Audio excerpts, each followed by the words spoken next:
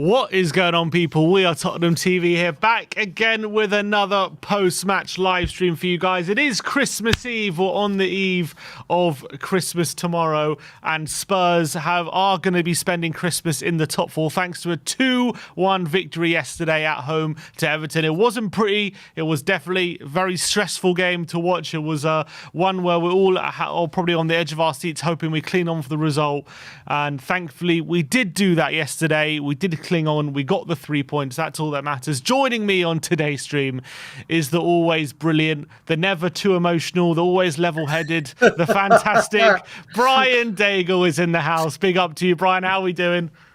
Mate, you've been on the Christmas sherry already. I hope you get an Uber home.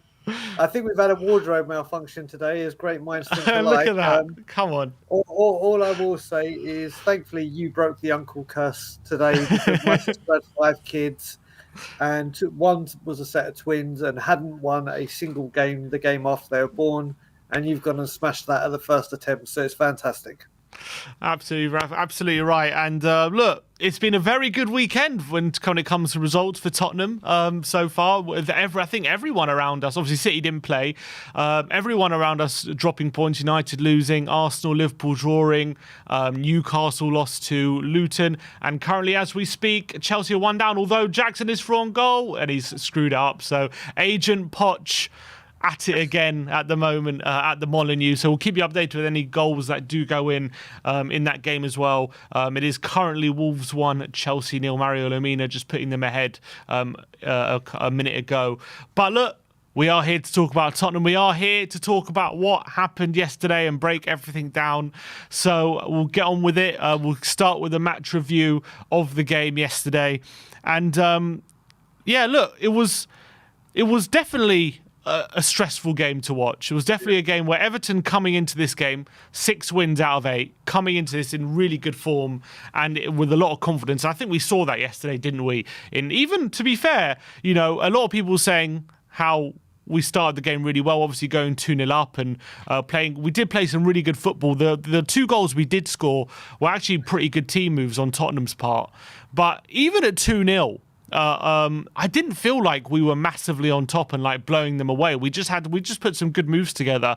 We took our chances early on. Obviously, the first goal was a brilliant team move, like classic Ange. It was a classic Ange goal, I felt, that opening goal from Richarlison. Really great build-up play on the right-hand side between Porro and Sarr and Kulusevski. Sarr ends up playing a really good through ball. Great dummy from Kulu to allow Brennan Johnson on the right, getting in and on the right-hand side. Some really good space. Brilliant cutback and a great finish from Rishi. Really good movement.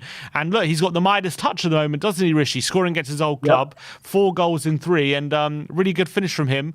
So that was a good start, but Everton were by no means on the back foot for the first half, 20 minutes, even though we went 1-0 up, were they?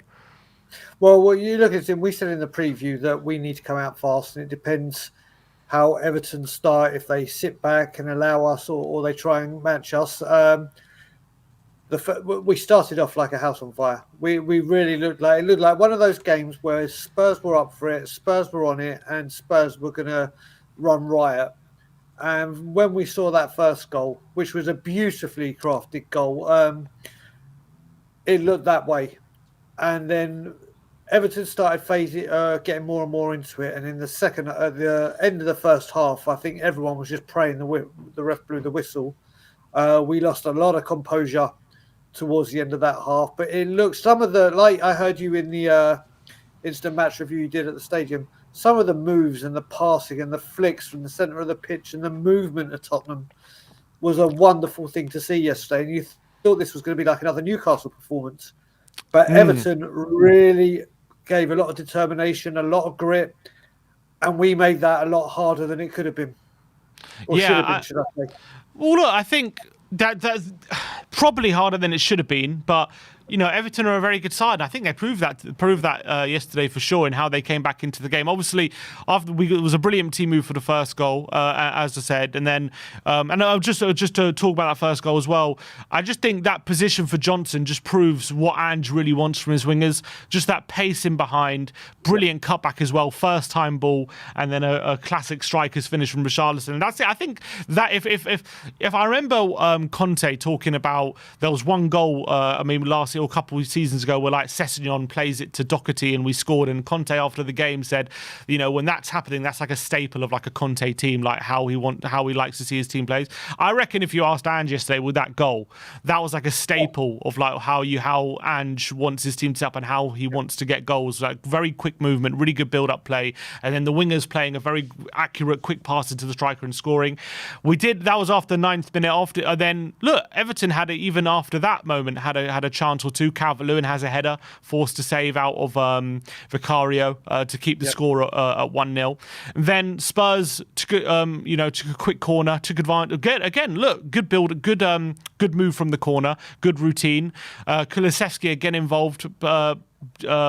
I think Johnson plays it to him. He plays a lovely through ball back to Johnson. His shot is saved, and then Son is able to bury the rebound. And we were 2-0 up, but it did feel like we didn't have to work too hard for that 2-0. It wasn't like we were having chance after chance. It seemed like a matter of time before we got the second goal. It did kind of we just made the most of the chance we created. So we did make it 2-0. Son getting his 11th goal of the season. And then I agree, pretty much after that 20th minute, Everton were on top, to be honest, and they were really putting us under a lot of pressure. I think the end of that first half, we were a bit sloppy. We definitely allowed them back into the game. They were very much physically putting us under a lot of pressure.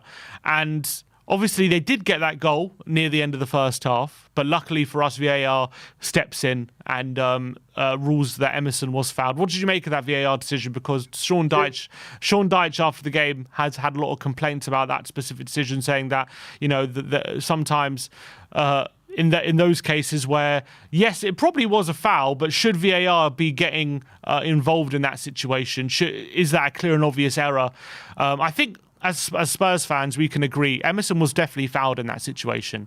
I think he gets a knee. I think he gets kneed in the thigh and gets brought down by Andre Gomez. But if you're an Everton fan, if you put your Everton cap on, are you a bit frustrated that VAR is coming back when maybe it's not a complete, clear and obvious error? So where I was with that goal yesterday, when it went in yesterday, when they started replaying it, I thought that VAR was going to keep it as a goal.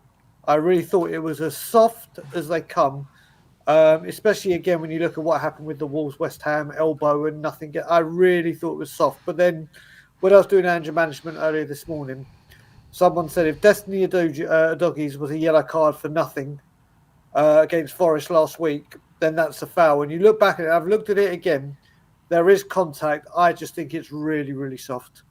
And this is where the game's gone now. A little tackle like that, it was a lot of pressure being put on him. They went hunting for that moment, didn't they, Everton? They were setting their stall out for that. They did it, and it was a warning shot. And upon looking back on it, I now agree that I can see why it was disallowed, but I think it's so very, very soft. I think the right decision would have been for the referee to disallow it. But I think, in my opinion, given the fact that the referee felt like it was a fair challenge at the time, I just don't think it's clear enough for that to be given. Although I always come back to it. You go back to right at the beginning of the season and that penalty that Son was given away against Brentford. And I just felt that, on the first day, and that was such a soft penalty, I felt, yet the VAR got involved and decided to call that back as a penalty. And I always felt if VAR are going to start calling those decisions back and get those like kind of close calls and give those decisions, then to show consistency they're going to have to get involved in a lot of other tight decisions. And based on that, I think if they're going to show consistency, they have to call that back and give it a foul and rule the goal out. But I just feel like if in a perfect world, if I'm looking like the perfect VAR threshold for me, I don't Yeah, want VAR to be getting involved in that. I don't think VAR should be correct. calling those things back. I think it should be like for like serious fouls, like clear and obvious fouls. I think it is a foul. I think if the referee blows up, I don't think Everton can have any complaints about a foul being given in that situation. I just feel like they can have a bit of grievance that VAR, came back and looked at it and gave it a foul. They can be a bit frustrated with that. So, look, we got away with that one a bit. Obviously, Calvert-Lewin with a brilliant finish. Everton really did end the half strongly, and I think they probably should have. Probably deserved to go into that half, probably at 2-1 at least, but it was 2-0. I felt like as well when Andre Gomez did get introduced into the game, it was when was it? It was in the midway through the first half. It was for Andre Idrissa. I thought he had a brilliant game, Andre Gomez, when he came on. He was outstanding, and he really I've been a big fan of Andre Gomez, to be honest. I actually thought he was a very underrated midfielder, and I thought yesterday he was really giving us a lot of trouble. Second half, it was pretty much one-way traffic for a lot of that game. It was weird to watch, like Tottenham in that second half, kind of on the back foot for a lot of it. Yeah, we did have a few chances. I think Papo Matasar forced a save out of Pickford, and Kulusevski on the breakaway as well did force a really good save on that occasion out of Jordan Pickford, and that would have really sealed the game. But apart from that, it was really Everton piling on the pressure for a lot of that half and putting us under a lot of pressure. Obviously, Romero went off at half-time and Eric Dyer comes on. And at that point as well, off the back of a really dodgy end to that first half, Dyer comes on and you're thinking, wow, we're going to be under a lot of pressure in the second half. And I thought he did okay. I didn't think he was marvellous. I thought there was... What I would say about having Dyer and Davis in those situations is, you think about, for example, that Danjuma moment in the second half where we're going forward and we get sprung on. McNeil plays a very quick pass out to Danjuma, and he finds himself in all kinds of space, and Dyer has to race across to close him down. And I just feel like, and obviously he gets a shot off. Vicario gets a brilliant save, a one-handed save out of him. And I get the feeling in those kind of situations, like if you have a Van de Ven or a Romero there, those situations get much easily dealt with, and those situations are probably don't lead to big chances. But when you have Dyer and Davis in those situations, it just makes it a lot harder to deal with, doesn't it? And Everton had those moments yesterday with Danjuma and Harrison, and I think Garner as well. He had a moment where his shot clipped the post. And Everton were finding themselves getting all sorts of joy, springing on us and forcing those situations. And it was really only a matter of time, it felt, before they got back in the game at that moment. So there was one of my friends brought an Everton fan to the Scotland Yard, who lives out here now. And when I saw that substitution being made, I turned around and said to him, "I've got more confidence of you putting it back to 2-2 now than us making it 3-0. Not just because Dyer was on the pitch, you could see, I don't know, the way it came across from what we could hear in the atmosphere in the stadium, it looked like the whole stadium got a bit more apprehensive, knowing there was Dyer and Davies at the back. I think it clearly shows that Romero and Van de Ven, without one of them there, let alone two, it disrupts that. And it would do that to any team, so not just Spurs, not having your two main central defenders in there. It was a big problem. It was a big, big problem. Everyone dropped deeper. Everyone lacked a bit of confidence going forward. Dyer did a few things well, but like you said, that Danjuma one, there was a gaping hole in that defence when we were trying to push up. And it was that space. And that is Eric Dyer's area. And that's, unfortunately, in this hand system, the risky run we're playing him. He's just not up to par of this system. And it was very, very worrying. We just looked so much more nervous, so much more apprehensive. And that's what's going to happen. I think it just shows how vital it is that a defender is in this football club before we play Burnley. Yeah, and I'm not. This isn't even to say like I thought Dyer was bad yesterday or anything. I don't. I think he actually did okay when he came on. Like he performed pretty well. I thought like he made some crucial tackles at times. But what it just did do having Dyer there, it just gave them a weakness to aim at, a weakness to exploit, and they did go for it. You know, every time they had a quick transition, they quickly switched the play to I think Danjuma came on and he was really stretching the play on that side, and it just gave them someone to aim at, someone to run at, and I think he actually held pretty firm. But it's not a situation I would like to see continue. Essentially, where, like on that front, you just saw like when you have Dyer there and you're playing this high line, as you say, it just gives them a weakness to aim for, and they did try, and on another day they could have exploited it, and maybe a better team going forward maybe would have exploited that situation. Luckily for us, they didn't maybe exploit it as much as they could have, but definitely it was there to be exploited, and that's my point. I don't think Dyer came on and had a shocker or anything. I actually thought, as I say, he did pretty well when he came on. This isn't to pile on Dyer, but it was clear that having Dyer there was a problem, like for the team in terms of the functioning of the team. Yeah, just to add to that as well, without Destiny doing the attacking part on the left-hand side, you had Porro going up on the right. So that right-hand side, because you had Porro trying to do what Destiny and Porro do to try and be that attacking outlet, it just left that right completely exposed. And it was where it was like pin the tail on the donkey of where the danger zone was. And it was, unfortunately, in the second half, that right-hand side of our defence. But that's what happens when you play Ange's system. And you haven't got the Ange players to play it. So Dyer came in and did what he could do, but he's not an Ange type player. We know this. And he was asked to he put a shift in. Was it good enough? No. Did we expect any different? No. Let's just hope Romero is fit for Brighton. Yeah, I don't know what just happened there, but your I think some lighting just went red for you. So it was quite funny as you it was just quite funny. It was like it seemed as though as you were like going on a bit of a rant, like you were getting angry, and it just turned red. It's like here we go. I was I'm not sure it's the lighting. I'm not sure it's the lighting in it, or like you've just turned red out of anger of the situation. I don't know, but it's quite funny. Red out of frustration because I've got one light on and no other lights. So how it's happened all of a sudden, it might be rampant. But look, let's talk about one player who definitely did stand out yesterday and probably got us 3 points, and that is the goalkeeper, Guillermo Vicario, because even throughout the game he just had to make a series of saves yesterday. In fact, he made 7 saves on the day, which is the most saves he's made in any game this season, and obviously he made some unbelievable saves at that as well. First half he made a brilliant save from a Calvert-Lewin header, a decent save from Joe Garner from the edge of the area as well.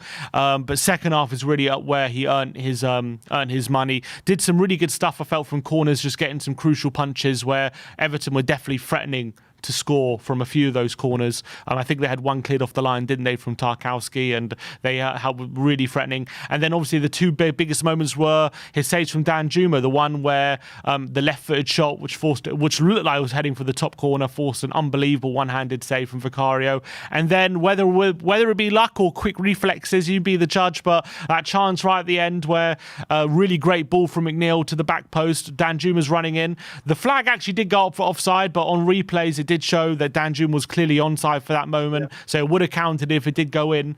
Danjuma's shot crashes off the crossbar, and it is going in if it wasn't for a crucial knee off of Vicario to just about stop the ball going over the line and saving us 3 points at that moment. And watching it back, look, it does look, you could argue maybe it was a bit of luck, but Vicario's leg does move just in a way to stop the ball going into the back of the net, and it was an unbelievable reflex save at the end of the day to win us the 3 points. And it was just another display of Vicario this season. He has just been absolutely outstanding in pretty much every game this season, hasn't he? And probably yesterday was maybe his best yet when it comes to being a match winner for us. Yeah, I mean, first of all, this keeper, I've been saying pound for pound the best signing in Europe for value, I think, in world football for this summer. 17 million for what we've got is an incredible bit of business by the club, by Paratici, by everyone. This guy is absolutely outstanding. I went nuts on We Are Tottenham TV, funnily enough, when the Raya deal collapsed before this guy was mentioned. This guy's sensational. He is absolutely incredible. We have struck gold. You look at how many teams try and find a replacement for their keeper that's been a huge player for them over the years, whether it be Schmeichel, Van der Sar, De Gea at United now, Arsenal when they lost Seaman or Lehmann, Liverpool when they've lost goalkeepers. To find one at the first time of asking is just incredible, incredible from the club. But that save at the end, they say some people make their own luck, and if anyone deserves a slice of luck for their performances, whether that was a slice of luck or his quick reflexes, like you said, to get a leg there, we'll never know.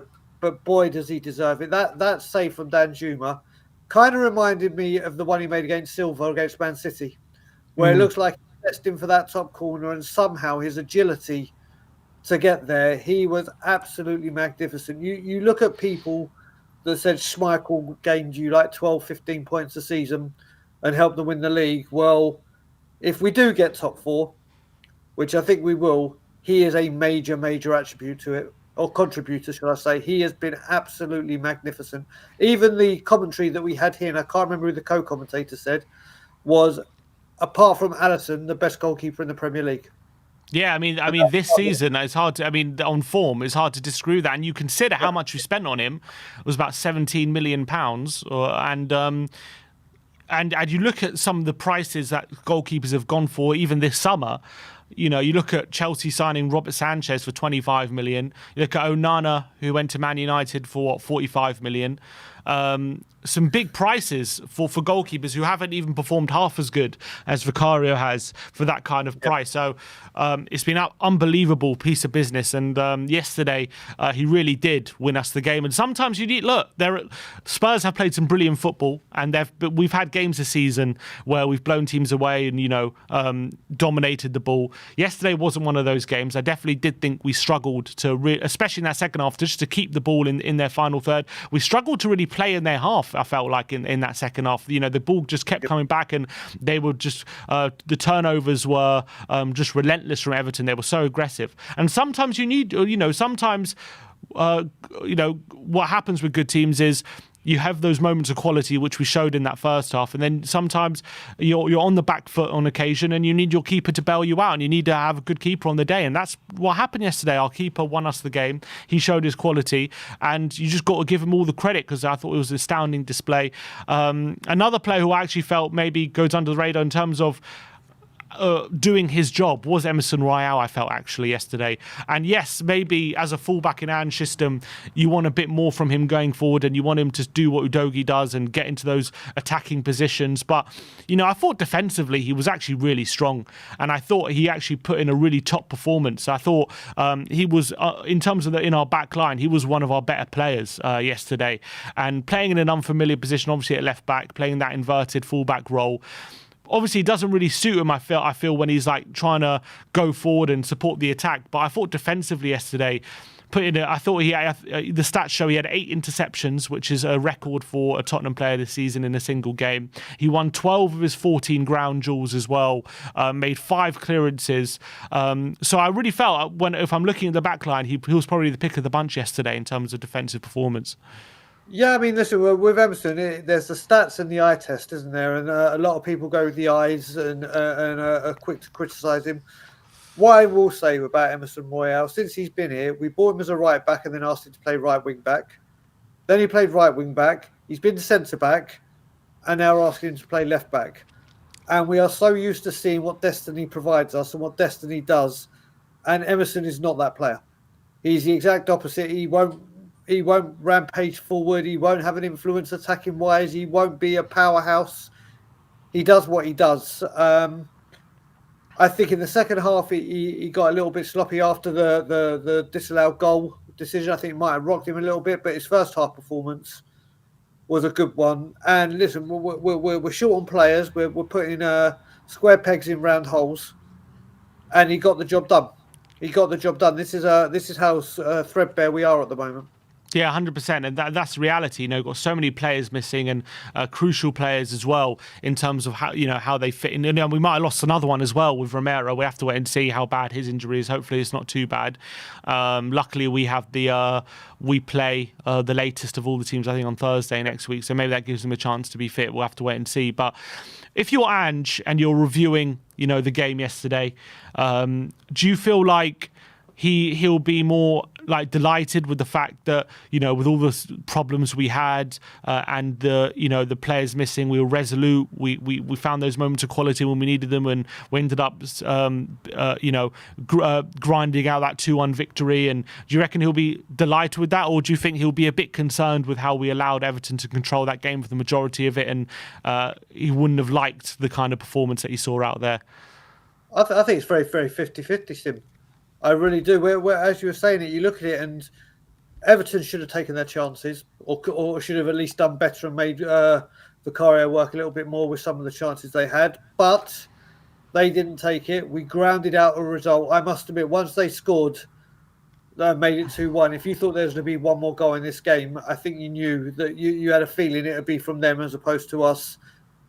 Some of that, like I put a tweet out at half time saying some of the football in that half breathtaking, some of the football in that half very concerning. And that's where he is.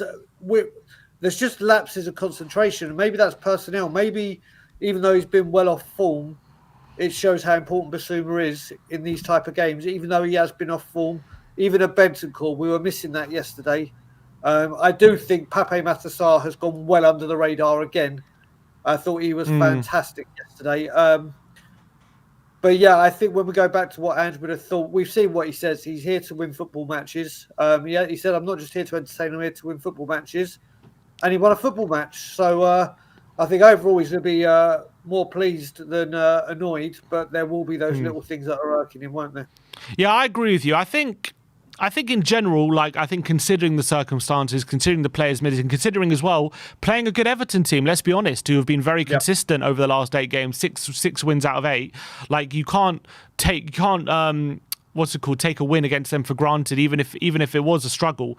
In their current form, they're coming into this, playing very, very well. So I think in general, considering the goals we scored, really good footballing moves and stuff like that, and the circumstances with the injuries, and we had a lot of problems going into it, I think he will be delighted with the fact we were resolute and we did end up grinding up the 3 points, and that's what matters at the end of the day. But I definitely think he will be a bit concerned by how we allowed Everton to control that game for such large periods, and not only just allowed them to control it, but the chances we did end up conceding that one from Danjuma right at the end, and the one they had off the line and things like that, and they did have a goal ruled out from VAR, which on another day might have been given.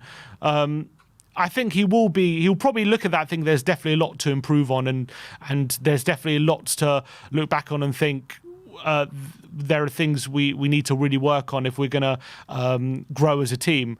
But I think he'll also be thinking that a lot of these players, won't be playing in his first choice 11. A lot of these players who were probably problematic in this game aren't going to be, hopefully, long-term problems for this team if we can get a lot of our first team back, and those problems will be solved. So I think he'll just be delighted that through this tough period with all these injuries, he was able to get the win on the board where a lot of other managers in these circumstances probably wouldn't have. So I definitely think it was more positive than negative, but the performance level probably wasn't where it should be at, given how we've played for a lot of this season. So, look, we take the 3 points. We're in top 4 going into Christmas. And it's just absolutely bonkers to think about that, given the situations we've been in and the circumstances we've had over the last couple months, that we sit 4 points off top of the league after 18 games is astonishing, considering we went 5 games without a win, 4 losses in 5. I think that's testament as well to what an amazing start to the season we did have and how amazing we did look for those first 10 games. And obviously now 3 wins on the trot as well. And just all the circumstances he's had. Kane leaving. The club was in a bit of a mess right at the beginning of the season as well. To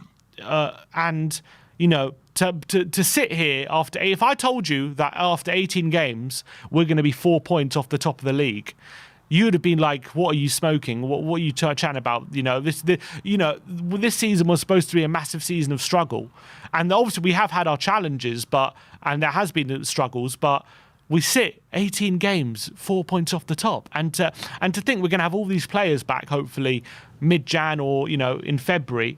If we can keep like a decent distance between us and the top three come February, what is possible at this point, considering we've shown, like at this point, can we not say we've shown a fairly good level of consistency in terms of performance level? Yeah, I mean, first of all, I think what we were thinking is the little blip we had after 10 games or the 11th game when we lost. I think everyone was expecting that at the start, weren't they? They were like, Yeah. okay, it's going to take him a few games, and then once he's got it figured, like Poch did in his first season, where up until Christmas, then we started picking up. We started off like such a track. We were literally just going down this track, absolutely firing down it. And then the blip came, the injuries. Like I said, Kane gone, the injuries, the suspensions, and do you know what I'm liking right now in this little run?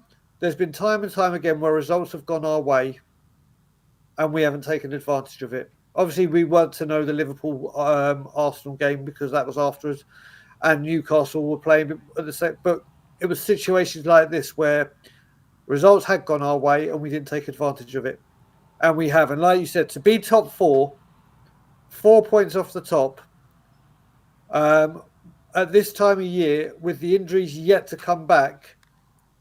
This kind of reminds me, kind of like, do you remember when we were second in the league and we ended up getting Nelson and we are in a prime position. I still don't think we'll win the league, but are we in this race at the moment? Technically, yes, we are. Point-wise and the way it looks. Do I think we'll sustain it? Unfortunately, I don't, but it won't be for the want of trying. But right now, we are night and day ahead of where I thought we'd be. But to be fair, Brian, if in terms of like a title challenge, I'm not sitting here saying we're going to win the league, but if a club if a Liverpool are, I mean, I know Liverpool and Arsenal are above us and stuff like that, but other clubs who are playing the way we're playing at the moment as consistently as we're playing, and especially with all the injuries stuff, like I don't think another team, maybe with a different name, will be so quickly written off a title challenge as we are. I just feel like because we're Tottenham, we're not expected to do anything this season. Obviously, we're being kind of chalked off, I think you just have to give credit to because even with these injuries, we're still playing some really good football, aren't we? And I think that just goes to show the management of Ange that even with a lot of players missing, like. You have other managers like, Ten Hag and other managers who are constantly making excuses for why they, can't play the football that they want to play. Yeah, Ange has all these players missing, has all these suspensions as well. Yeah, he just gets on with it. The team still plays some brilliant football in every game. Even in games like yesterday where we struggled, we're still enough moments where we're playing some really nice football and playing some really nice moves together.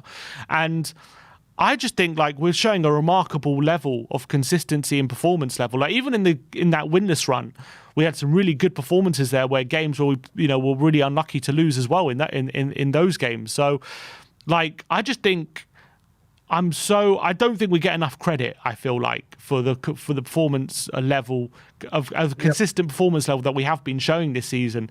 And I know it's only halfway through and maybe it all come crashing down again in the second half of the season. We'll have to wait and see.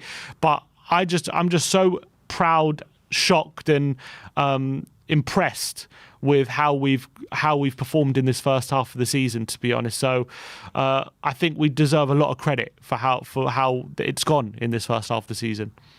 You're right. I mean, proud, shocked, and impressed. If someone was to say you summarise in three words, I think you've just hit the hammer on the head. So you look at it. Our last three managers, we've had a manager that said he'll make us proud, did nothing but the opposite.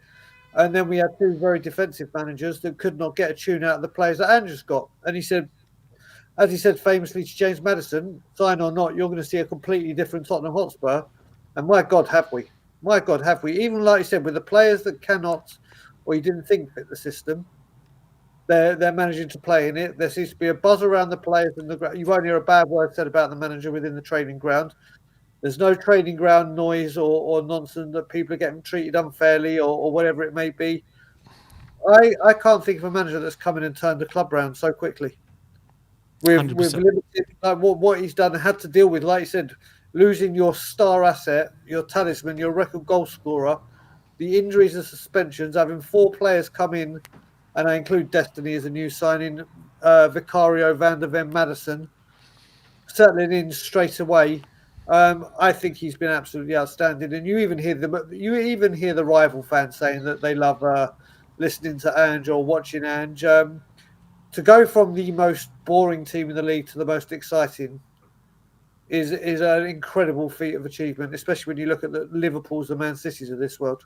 Yeah, and if he wanted, an excuse for why it isn't going well, there were enough excuses there, aren't there, for him to make, and there would have been justified excuses, in my opinion, if things weren't going as well as they could have. There are definitely enough excuses there for Ange to point to say this is the reason. Look at Chelsea are using every excuse under the sun. Same with Man United, this, that, and the other, and yet we seem to be getting on with it and just getting the points on the board, getting the performance level as high as it is. So look, I just can't compliment Ange enough at the moment with how things have gone, and I think the position in the league we are in is absolutely fantastic.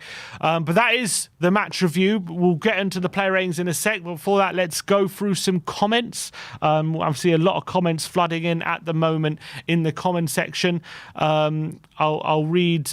Lee Clark says 100% he'll be happy with Ange will be happy with the result. It's all about grinding out points till we get our players back, and that's a very good point. I think he'll be looking at it, thinking, that once we get these players back, hopefully we can get back to that high level we were showing in the first 10 games. Because you got to remember, the first 10 games, it wasn't the most. Obviously, there was some good football, but what was so impressive about the first 10 games is our defence was really solid. Like with Van der Ven and Romero there, like it was very hard to get through us, and that has changed since Van der Ven got injured. We've been a lot more penetrable since that moment. So once we do get these players back, and Madison and people like that, hopefully, we can really get that solid base that we had at that point as well. Bradley H says, at the same time, halfway into this new season, new manager, new style, the team is doing incredibly well considering everything. I realistically expected us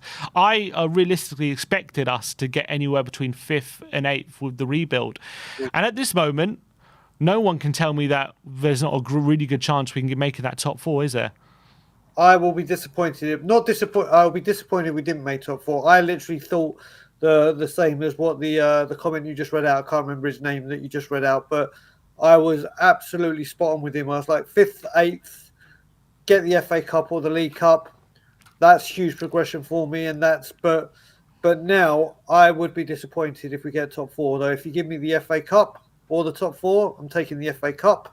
But yeah, the way we're playing and the way the stars are aligning right now, if we didn't make top 4, it would be very disappointing. Yeah, I agree at this point. Fox on the Hills says, big up to Brian Daigle. Emerson Royale is like Jekyll and Hyde, capable of magic, but also capable of madness. Have you seen much magic from Emerson Royale?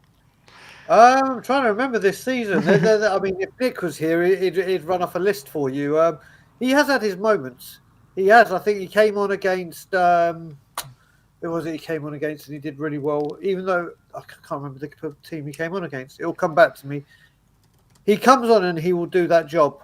Obviously, he played against Brentford and it wasn't the best performance, and then Porro came in, and there's no doubt who the better right-back is out of the two. It's night and day. And Emerson comes in, and when asked upon to do the jobs as and where he's needed, he'll do them. Compared to where he was this time last year, he's come on leaps and bounds, hasn't he? Not saying that that's anything to write home about, but he's right. He is one player that could give you a bit of incredible bit of magic and then follow it up with a bit of madness, like Aurelio Gomez used to be able to do. 100%. Yeah, I completely agree with that.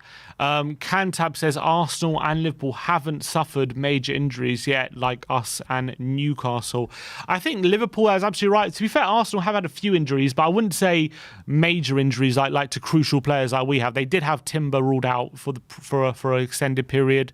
Jesus obviously missed a few games, didn't he, near the beginning of the season. Martinelli, near the beginning of the season, I think, had an injury as well. But when it comes to like players who are absolutely crucial for their team, like Van de Ven and Maddison and Bentancur and Basuma are for us, like I don't think they've had the players missing that we've had to put up with for a lot of the season. So yeah, I think that's a good point. And you've seen with Newcastle as well how they struggled with those injuries, losing to Luton yesterday. And there's a second goal at the Molineux. It is Wolves. Well, I could tell by Sammy's smack on the. I could tell exactly who scored it. It is 2-0 to Wolves. They have got the second goal, and it is our boy, the man coming back to haunt Chelsea, Matthew Doherty, who has put the ball in the back of the net. They're into 11 minutes added on currently at the Molineux. It's in the 93rd minute. The ball has fallen to Matt Doherty, and he has stroked it home, and that should have sealed the points now for Wolves at the Molineux. So Merry Christmas to all the Spurs fans out there. We can. It's been a great, as I said before, it's been an absolutely great weekend, hasn't it, for Tottenham when it comes to results wise. We've got the 3 points, and I don't think anyone else in the top 6 has won, have they? Apart from us this weekend. I have to say something. Gary O'Neill deserves a hell of a lot of praise. Yeah, with all the he's done really well. Controversy Wolves have had, he's gone there where they've got FFP restrictions. He's done exceedingly well there. I really rate Gary O'Neill, and I rate him even more now they beat Chelsea.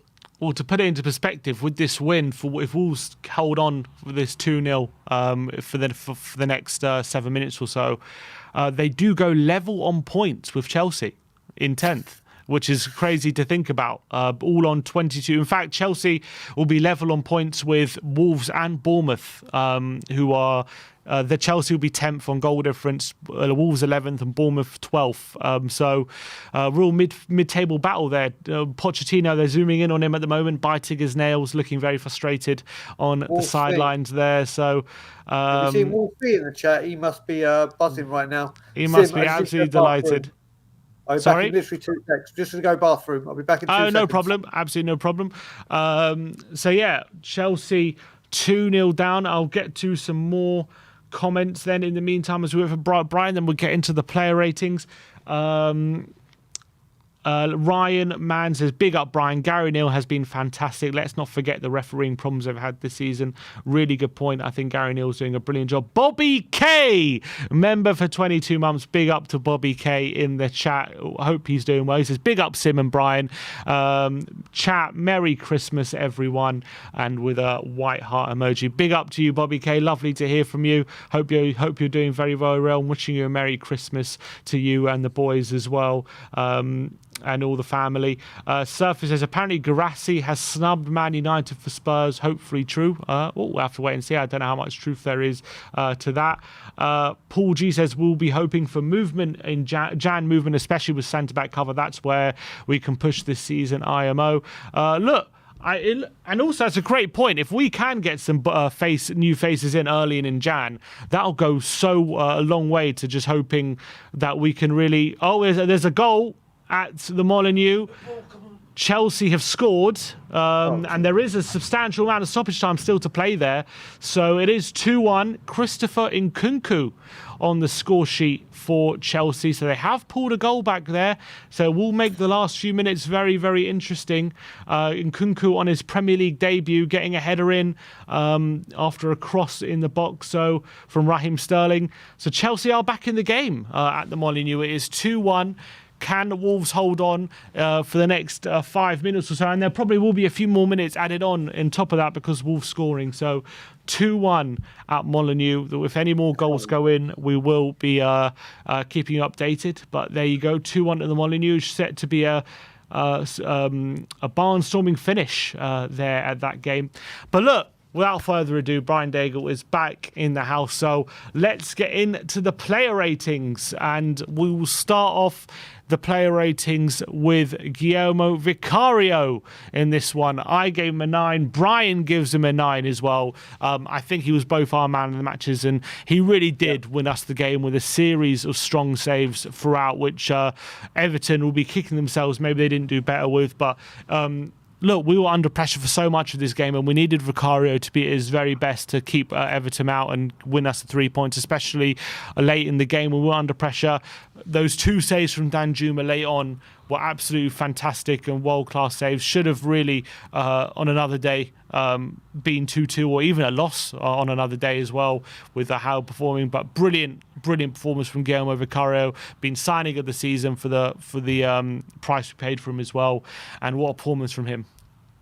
Yeah, I don't know what much more you can say about that. What I will say is I have noticed I've never seen so many people wearing goalkeeper jerseys since we signed Vicario. The goalkeeper top seems to be a must-have out item this season. I think, and fully deserved. He's been absolutely outstanding. I would hope, like we did kind of with Dele Alli, when we kept giving him contracts straight away, I would be looking immediately at tying him down again. He has just been absolutely magnificent.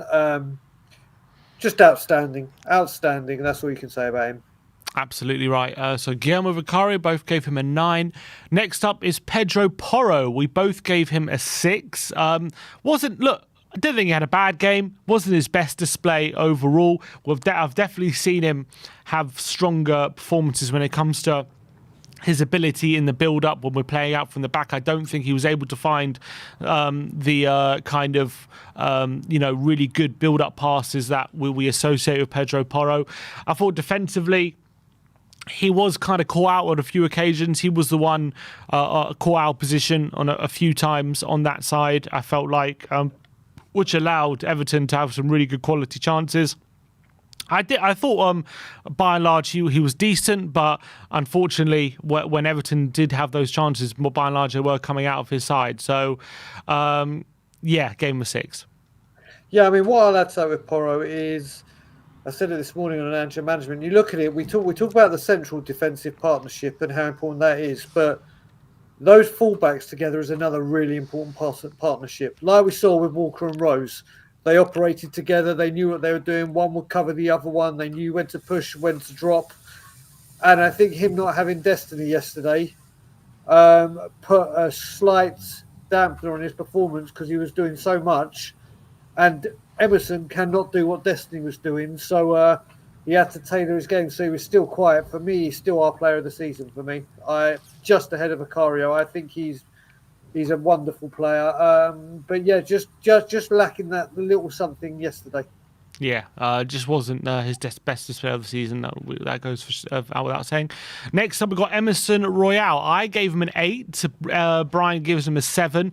I just thought defensively he was so strong. He actually did a really good job for the team. I have to say he filled in left back. Maybe not to the extent of what Ange really looks for in his fullbacks, but in terms of doing a job for the team and performing at his level, I thought he did really, really well. And I thought defensively he was actually really strong. Made 8 interceptions, made lots of challenges, and I thought had a good game overall. So I gave him an 8. Yeah, the only reason I gave him a 7, I thought he played very well in the position he was asked to do. As I was saying, with Porro being the more attack-minded, he had to be a little bit more defensive, and obviously he is a more defensive player. Those stats that you gave were very, very impressive for a left-back playing left-back, let alone a right-back playing left-back. So, yeah, 7 for me. Yeah. Next up, we go for Cuti Romero, who only played 45 minutes. Both gave him a 7. Actually made a really crucial block from Calvert-Lewin, didn't he, in that first half, where Lewin looked like he was through on goal. And I think it was that challenge where he probably felt something as well. So in what was probably his best moment, what ended up costing us at the end of the day, but costing him, at the end of the day. But I thought actually he had a really strong showing. I thought we were a lot more... I thought we were a lot more comfortable at the back. Even though we were still being put under pressure, I felt like the chances Everton were able to create were limited while he was there. And I thought he had a pretty good showing. But obviously he went off at half-time, which was a shame for him. Yeah, he was doing well. I thought that's when I started realising that he started taking our goal kick short to Vicario rather than Vicario giving it to him. Calvert-Lewin left one on him a little bit earlier than that tackle that came in when he went running to cat. It was a great tackle from Romero. It was a great tackle, but it did look like he twinged something, and you could see near the end of that first half he was struggling a little bit with getting back into position because of this tweak. And thankfully, I think Ange did the right thing, as we heard in the background. He said he felt a slight tightening. He didn't want to risk it, and he was having a good game till then. Definitely was commanding the defence. So yeah, agreed with the 7, obviously. All right, next up, Ben Davies. I gave him a 7. Brian gives him an 8. I thought, obviously, another strong performance from Ben Davies. Did really stand up strong for the team, and I thought, again, was doing a really good job at the back line. It was really, really difficult for him. Obviously, second half, we were under a lot of pressure, and he had to really dig deep. I felt like playing out from the back actually was one of his weaker displays in general yesterday than I've seen from him in recent weeks. But I thought defensively, although Calvert-Lewin, did have a good chance off him in that first half with a header, did beat him in the air. But I thought in general had a pretty good game. I think some of the criticism that Ben Davies is getting is totally unwarranted. I really do. I think in the last couple of games he's been our best defender, apart from Forest, where I thought Romero was magnificent. Again, another player being asked to play in a position he's not familiar with. And then obviously he had to be the more dominant one in the second half with Dyer coming on and Romero going off. Yes, he gave some sloppy passes away. You know what you're getting with Ben Davies. We know as soon as Van der Ven's fit, bye-bye, you're out of the team, and rightfully so. But I think he has been a very, very good player for us in Van der Ven's absence, and I think he had another good game yesterday. Yes, sloppy passing and caught out once or twice, but the whole second half the team were. So I thought he was our best defender. Yeah. Next up, Pape Matar. Both gave him 8s. Probably the best midfielder on the day when it comes to for Tottenham. I thought his energy was outstanding. I thought he did really well helping out defensively. And to be fair, he did get forward on a few occasions. Had a couple of shots on target. Could have forced a really good save out of Pickford in the second half as well. And I just thought his endless running really did help the team throughout the game. And when we were struggling in that midfield battle, but if we didn't have Sarr, we would have completely got overrun. So I thought he did really well. Yeah, one of my friends on my show this morning gave him a nickname, and I'm going to stick with it. I'm going to start calling this man the lawnmower because he covers every single blade of grass. His work rate off the ball is just outstanding, and people will sometimes say his passing going forward is sometimes a little bit underweight, or he goes too early or passes it too late. He's doing what Ange is asking him to do. His work rate, I think he's the first central midfielder on the team sheet. I really do. I think he is an unsung hero of this season. He works his socks off. He must have 3 or 4 sets of lungs because he just does not stop running. And you know what? We looked a lot shakier when he went off. A lot shakier.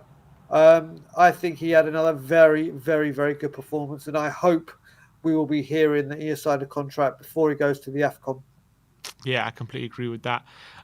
Next up, it was Ollie Skip, who was given a rare start yesterday. We actually didn't mention him too much in the review, but obviously made a start in the number 6 position. We both gave him 7s.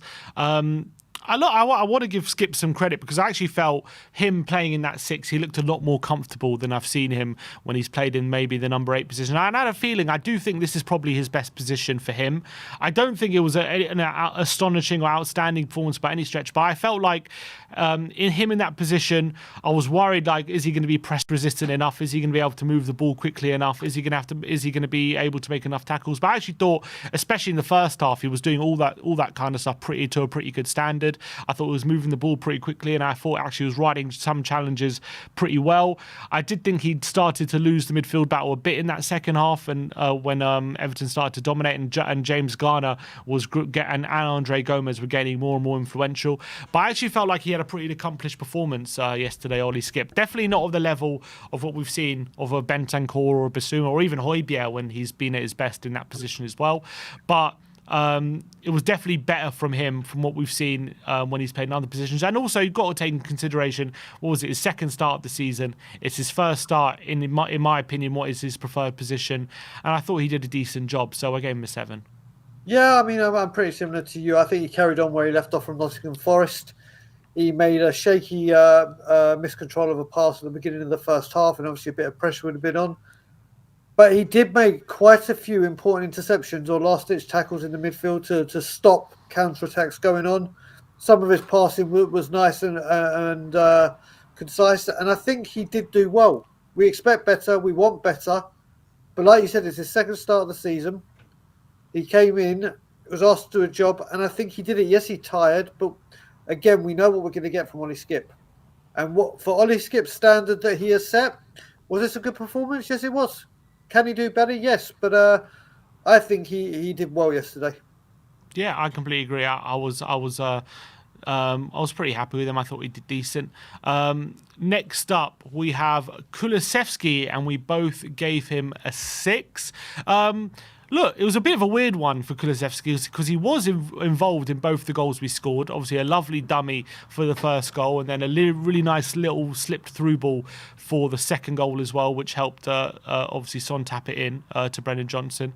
And he obviously forced a really good save out of Pickford in that second half as well, so could have found himself on the score sheet. But apart from those moments, it definitely was one of his quieter games. He definitely wasn't as involved as he has been. Obviously, he's been in supreme form, hasn't he? In that central midfield in the last few games, definitely was on that level. Like I feel like in those games, he's been just so much more involved and so much more like creative. But like maybe we are being harsh because in our best moments of the game, he was definitely at the centre of them. Yeah, he was. But you know what? The reason I've marked him down at a 6 is when we were really under the cosh and we needed that creative outlet and we needed a bit of magic or a bit of something different. Due to the lack of creativity that was on that pitch at the time, he's the one you're looking to. He's the one you're looking for to say, right, do something, make it. I mean, he showed right at the end where he got that shot off that Pickford made the good save for.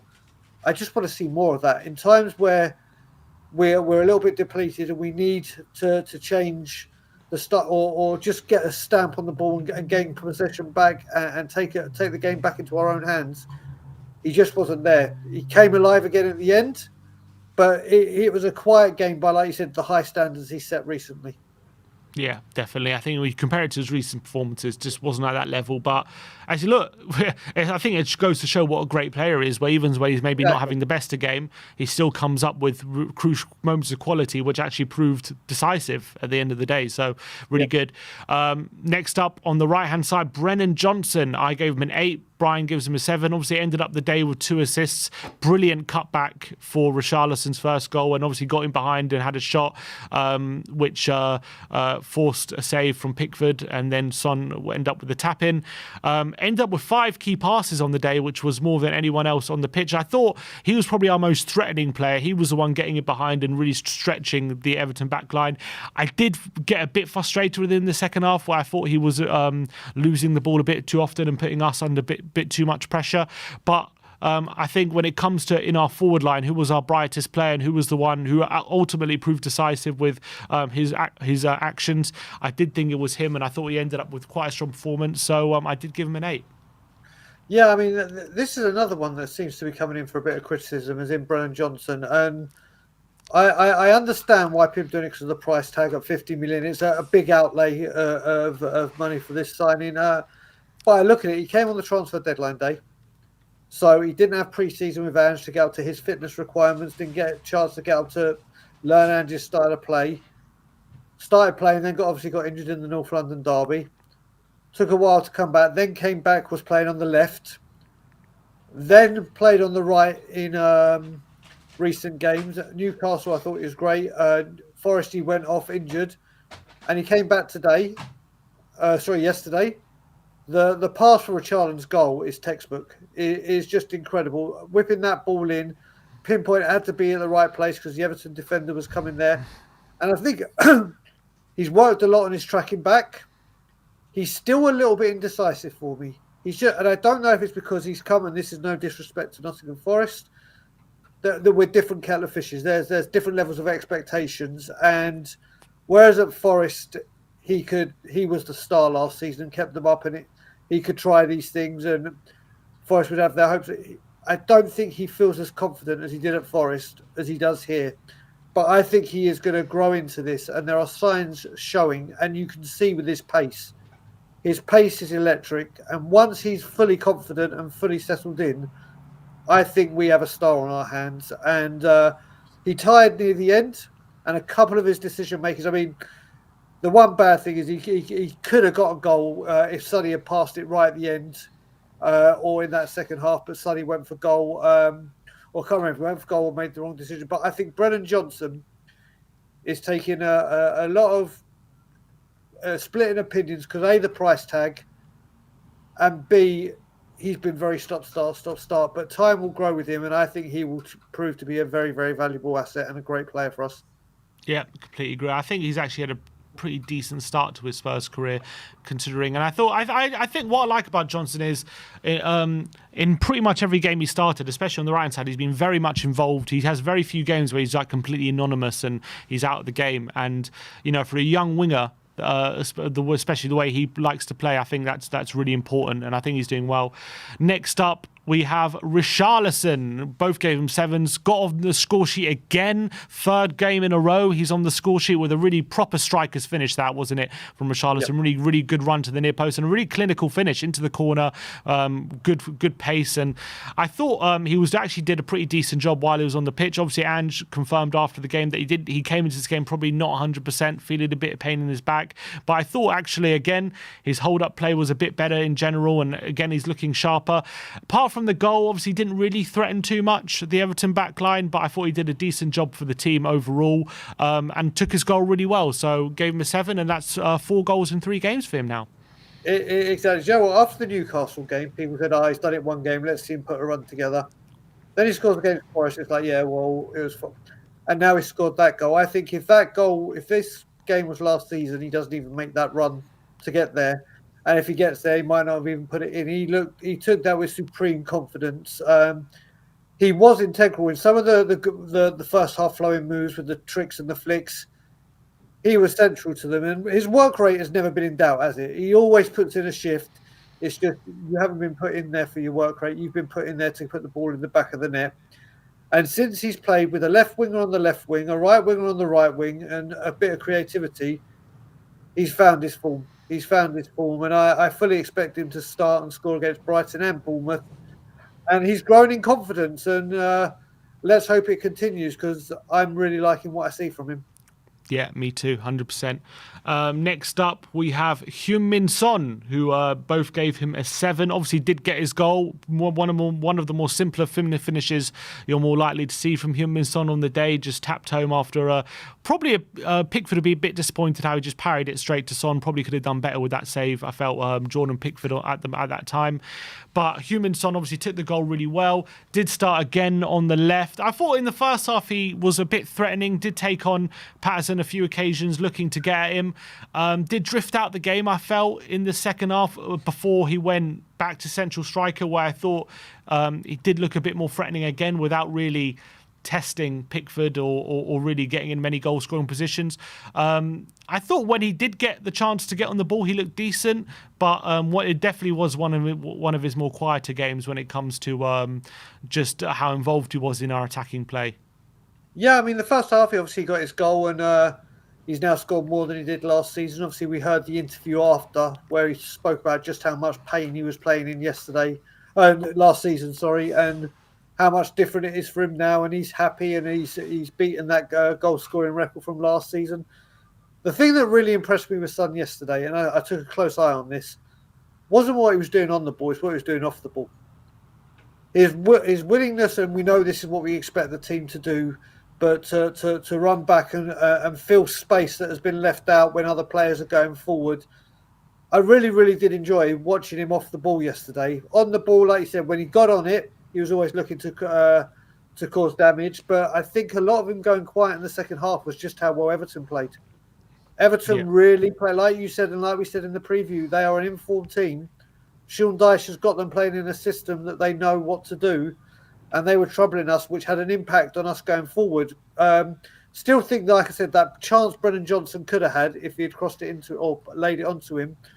But listen, Son still did what we need him to do, and he's going to obviously be a huge miss, both as what he does on the pitch and most importantly, his leadership when he goes to the when he goes away on international duty for South Korea. Yeah, 100%. He's going to be a massive miss, and I think he's again. I think he's showing every game what a great captain he is, and I thought yesterday stood up for the team yet again. And look, as you say, 11 Premier League goals a season, only second to Erling Haaland at the moment in terms of Premier League goals. So having a really great season again in front of goal. Now moving on to the substitutes. First up, Eric Dyer came on at half time. Both gave him a 6. I don't think he played badly. I don't think it was a terrible performance by any stretch of the imagination. I just felt he just gave them something to target, and he was definitely a bit of a weakness when it came to his pace when we're playing that high line, and they did kind of look to exploit that a bit. He did make some crucial challenges, and actually if you look at the save Vicario made, I did think it took a little nick off Eric Dyer as well, so maybe I don't know whether that made it easier for Vicario to save or what, but did put some crucial blocks and challenges in that second half, and by and large did his job fairly well. But I just felt like the dynamic having him on the team definitely did harm us a bit. For me, it did harm it. Some of his passing when he first got on was wayward. Yes, he made that good block, which he's meant to be making before the goal. Obviously, that corner being what they scored isn't his fault. He was doing his job. I've seen cruise ships turn faster than he has. The space he leaves, and listen, we know these attributes we know what Eric Dyer can give, which is very little, and I hate to say it. What he in this system, I was saying yesterday, you could feel it, the anticipation in the stadium, and the worry creeping in. And I'm now at the point with should Romero not be able to make Brighton or Bournemouth, let's just say, I really want a Phillips or a Dorrington, because the way that like the air got sucked out of that stadium with the expectation and the dread, I'd rather it be filled with anticipation of what can this young kid do. Let's see what he can do. Let's see what he can give us. If he makes a mistake, we tried and he made a mistake. But you know what you're going to get with Eric Dyer. He can't keep up with the pace. He leaves space open. His passing is 50-50. Why not try a youngster? But obviously Angelo's better than me. I got, like I said to a guy that was there from Everton, an Everton fan in the Scotland Yard, I said, I've got more confidence that we now draw this 2-2 than we win this 3-0. And it almost happened. And that came since Eric Dyer was on the pitch. Yeah, hard to disagree, but yeah, there you go. Both gave him a 6. Giovanni Lo Celso, we both gave him a 7. I actually thought it was a really bright cameo from him, to be fair. I thought actually when he came on the pitch, he actually really helped relieve the pressure a bit with some of his ball-carrying ability and gave us a bit more quality in Everton's half, which we were lacking, I felt, when he was off it. I think he did a really good job helping us see out the game and actually put in some really good challenges as well while he was on the pitch. Was really bright, was looking to get on the ball and provide something for us. I think he set up that chance for Kulusevski as well, which forced a good save out of Pickford. So credit to Gio, good cameo from him. So I gave him a 7. It was as well, and coming back from an injury, and we know what he's like with injuries, to come on, I think it's refreshing that we can bring him on to do that. Like I said, what he delivered in that cameo, yes, he was a lot fitter than Kulusevski at the time. He gave us what I was hoping Kulusevski would give us in that little bit of an outlet, that little bit of a spark. But he came on and he did a very good role for the moments he was on. Yeah, good stuff from Gio. And last but not least of the subs, it was Pierre-Emile Højbjerg. We both gave him a 7. I actually thought did pretty well. I thought he allowed us to some good possession and did some defensively, did a really good job for the team. One interesting conversation around Højbjerg, I guess, going into this game, after this game, is that the fact that Ange went for Skip ahead of him in the number 6 position, is that hinting that maybe if Højbjerg's looking to leave in January, maybe Ange is looking to the future, and if he's going to have to rely on Skip in that position more often in the coming weeks, maybe that's why he went with him, because during the season he has preferred Højbjerg to Skip in that position in general, but he did go with Skip yesterday. So what do you think? Is it maybe a sign that Højbjerg could be moving on next month, the fact that he didn't start this game? I think it is, Simeon. I think it is. But do you remember we spoke about this during the build-up in the preview story? And I said, you know what? I think Pierre has more of an impact and can have a bigger impression in the game when he comes off from the bench, because Ange knows exactly what he needs him to do. Whether it's keep it solid or be more progressive, because this is where we are. We look at the Man City game. He came on at half-time and made a massive impact. I think he did the same again yesterday.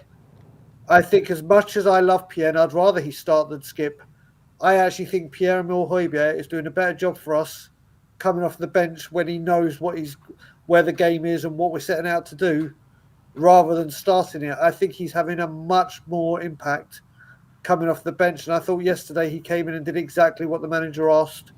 And I thought he had another good performance, but I think he is better for the Ange system coming off the bench. Yeah, I agree with that. But it'll be interesting to see in January if there's any movement there, considering, because I just feel like if Højbjerg was definitely staying next month, like there's no reason not to have started him yesterday. He hasn't exactly been starting every game. He's not like he's tired or anything. Playing in that number 6 position, which he has started in a few times this season and done a fairly good job at when he's given that chance. So the fact that Ange went with Skip yesterday, I think maybe is saying, I want to give Skip more opportunities because he's maybe going to be here for longer than Højbjerg, and he's going to have to get used to that role.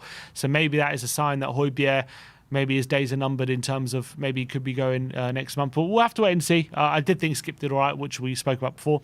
Let's talk about Ange. We both gave him 7s. Look, I don't think he got anything wrong with the lineup. He obviously played what he could given the circumstances. We played some pretty good football in that first 20 minutes. I did think obviously going 2-0 up was very, very crucial in obviously winning this game. That is what won us the game overall. We did start really quickly. I thought would I say we managed the game perfectly? Probably not. I think obviously Everton got back in the game and they controlled the game for large parts, so maybe it would have frustrated Ange. But I think actually he made some good subs at good times. Bringing Gio and Højbjerg on when he did was a good decision. I thought they really impacted the game well. So I thought he got the subs well right, and obviously we did end up grinding out the game 2-1. And look, we're now 4 points off the top of the league after 80 games, which is astonishing. So gave him a 7 on this occasion. Yeah, listen, at the end of the day, a win's a win. Doesn't matter if it's by an inch or a mile. It's 3 points. He would have come in and wanted to get the job done. I think if that game had gone on for 5-10 minutes more, who knows what may have happened. Would Everton have got another goal back? Who knows? But that doesn't matter. It's over. It's dealt with. And like you said, the big decisions he had to make with Skip and Højbjerg, we may disagree with them, but they've turned out to be right, haven't they? And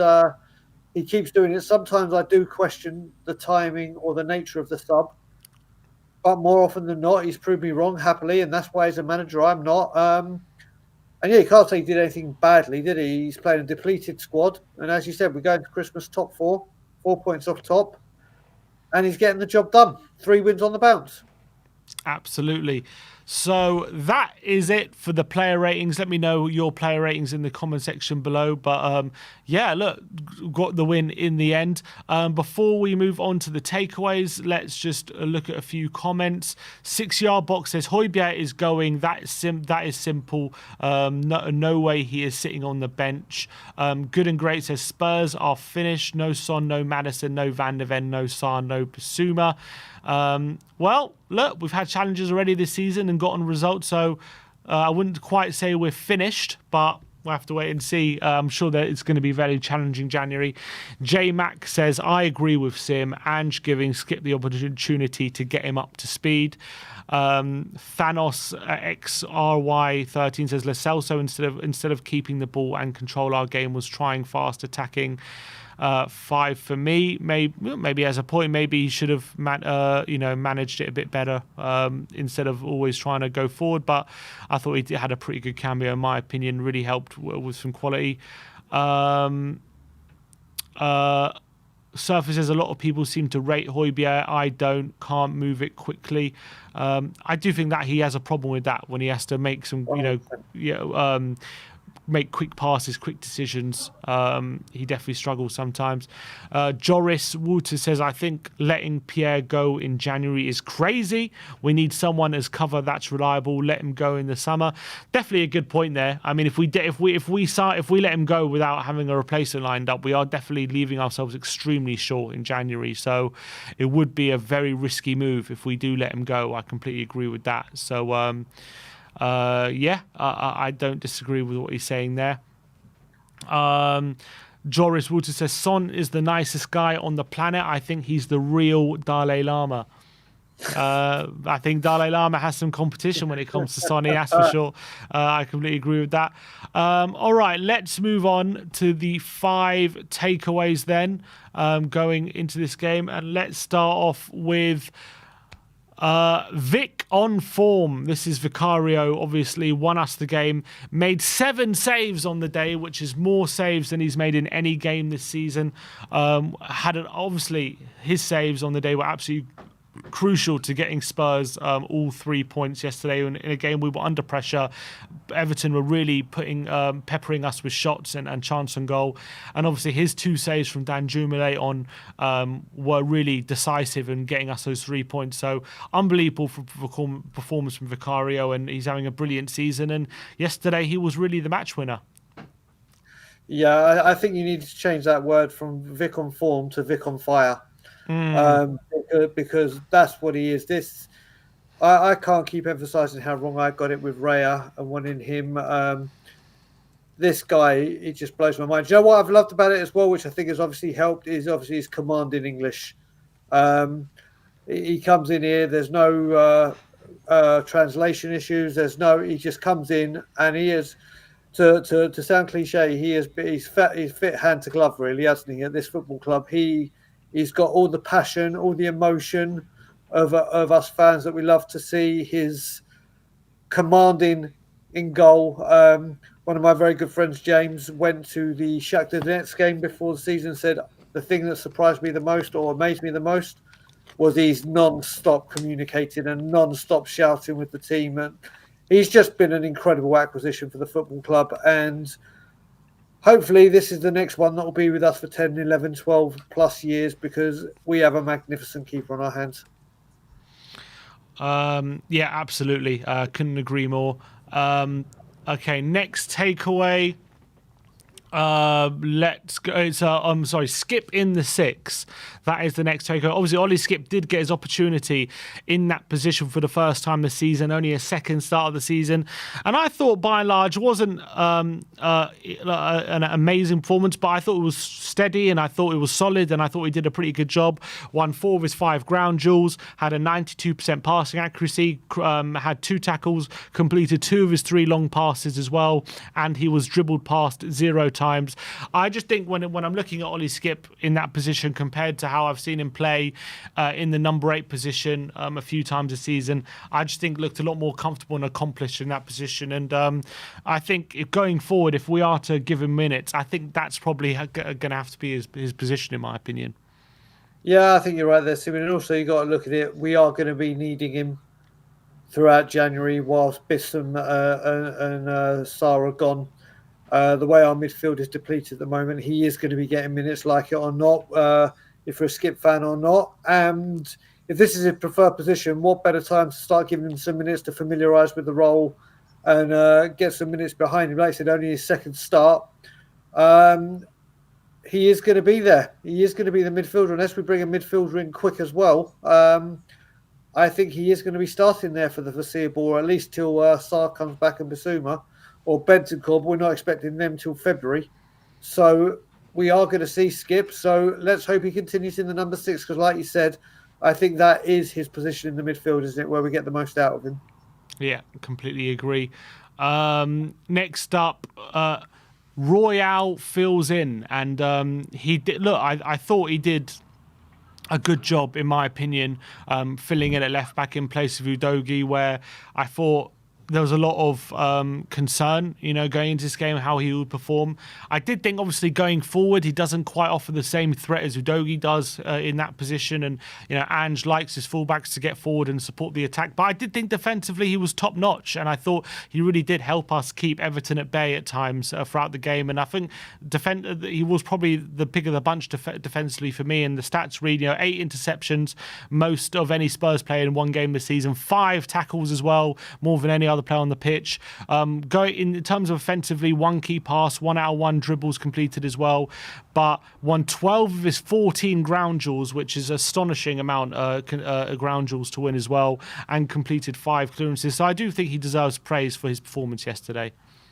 Yeah, and I can see where it's coming from. Obviously, I think like I said before, I think the glaring obvious is he's not Destiny, and we're so used to now seeing Destiny charging down that left side that you notice it big time when he's not there. But those stats don't lie, do they?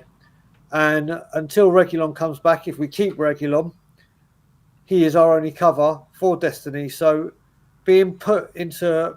You've got to give a lot of... you've got to commend him for being able to play in all positions, out of position, and put a shift in. Is he... is everyone's cup of tea? No. Did he get the job done for us yesterday? Yes. Yeah. Completely agree. And I think, it was just a game where he didn't have to do that much going forward, but I just think defensively he did really stand up for the team. And I think Ange will be looking at thinking, look, in a perfect world, I want different things from my fullback, but got to give him praise for a solid game that he performed yesterday. The fourth takeaway is Brennan providing, and I thought Brennan was definitely yesterday in a much more providing kind of role. Obviously got 2 assists on the day, brilliant assist for the first goal with a great cross for a great cutback for Richarlison's goal, really fizzed it into him and with accuracy and quality, and it was a great assist. Got really well to get him behind and force a save out of Pickford and force a second goal as well. Had 5 key passes on the day, which was more than anyone else on the pitch, which kind of show how involved he was in our attacking play. Completed 1 dribble as well, and defensively really put in a shift. 4 out of 5 ground duels won. So I think in terms of our attacking play, he was probably the pick of the bunch. Yeah, those numbers don't lie. And you've also got to remember, he also, when we talk about coming alive and being vital in key moments, just look at the setup at Man City for Kulusevski's header or shoulder, whatever you want to call it. He had to deliver that crossing. I think I saw a stat today. It's 12 games he's played for us from starting on the bench. 1 goal, 3 assists. Not bad. Could be better, but like I said, this is a big jump up, and he hasn't had time to adapt to Ange's style, and it's been very stop-start. He's been asked to play on the left. He's been asked to play on the right.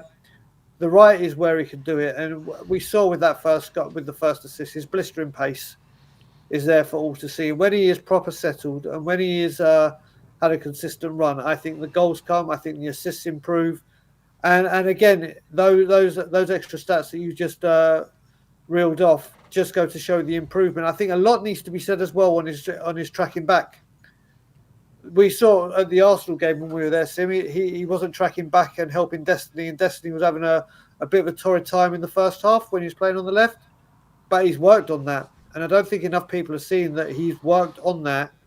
And I think we have a player on our hands, and fair play to him. Yeah, look, as you say, still very young, still got a lot of learning to do, but I think he's doing a decent job at the moment. Brennan Johnson, so big up to him. Last but not least, the last takeaway is top 4 at Christmas. And after that win yesterday, getting the 3 points, Spurs will end Christmas on 36 points and in the top 4. Obviously, Man City do have a game in hand, but most impressively, only 4 points off top of the table Arsenal at the moment going into Christmas. And considering all the injuries we've had, also not just the injuries, losing our best players, Ange's first few months as Tottenham manager overall, facing a lot of managers who have been in their jobs respectively for a lot longer than he has and have had a lot more time to implement their style of play and their system. To be in this position, to have garnered the amount of points that we have done at this point of the season is absolutely incredible, and I couldn't be prouder of where we are in the table at the moment. And the table just puts us in an unbelievable position going into that second half of the season. Obviously, you've got one more game till we really hit that halfway point on Thursday, but to go into Christmas in the position that we're in, considering all the circumstances we had at the beginning of the season, is an unbelievable achievement, I feel like, from Ange Postecoglou, and he's doing an absolutely incredible job, isn't he? And I think the table looks a really good reading for Spurs fans at the moment. Yeah, I think I would want to think that a majority of Spurs fans, if someone had said to you at the beginning of the season before a ball was kicked, everything that was going to happen has happened, where would you say Spurs were in the table? And then you had obviously a certain striker leaving. I don't think anyone would say top four with the turn of events that we've had to go through. Um, it's been a fantastic first half of the season for Ange Postecoglou and Tottenham, both in style of play, results. Yes, we had that little blip, but every team will have them in the season. It's how you react to them, and we've reacted now with 3 wins back to back, and we have put ourselves in a position. We have put ourselves in a position that I certainly didn't think we'd be in at this time at Christmas, and we move on. But Ange Postecoglou, his coaching staff, and the players deserve a huge amount of credit. Yeah, absolutely agree. I think they've been put under so much challenges and problems, and they've dealt with them really, really well. So big up to them. Those are your 5 takeaways. Let me know what your takeaways are in the comment section below. So that is that for the 5 takeaways. Let's read through just a couple more comments, and then we'll get into the reacts, which is everyone's favourite part of the show. Jenny gets a Skip as a 6, Lo Celso as an 8, and Kulu as a 10. Will do a good job. Still, our players coming back, and that's not a bad shout. If that's our midfield 3 going into in January, even if we do let Højbjerg go, it's not the worst for midfield 3, is it? Skip, Lo Celso, Kulusevski. No, I don't think it is as well. But again, the whole thing with this, we've got to be careful with, is can we keep Lo Celso fit? It's all well and good saying that midfield sounds good. It's whether they get to play enough. I think playing wise, that could be a good midfield. It's much more attacking, a lot more creativity. We could be a lot more clinical with it, but it all depends on if Gio Lo Celso can stay fit. Yeah, that's also a good point. Tay Coconut says, I think we just need to keep working at thinking one game at a time and keep making sure we string wins together. And that's also a good point, because I feel like at the moment, when we're getting all these injuries and suspensions, a lot of Tottenham fans just have this anxiety about what's going to happen in the future and kind of what the future will look like, and we're going to miss this players in January and this player's going to be missing this game and that kind of stuff. But I think it's important that what Take Organize saying, just take things one game at a time, just take each challenge as it comes and try and find the solutions, take on each problem as you can. And I think that's what we're doing at the moment. And we've shown as well a capability of finding solutions to problems as they appear. So instead of worrying what the future might hold when some players are missing for, the certain games, just take it one game at a time and just take each challenge as it comes.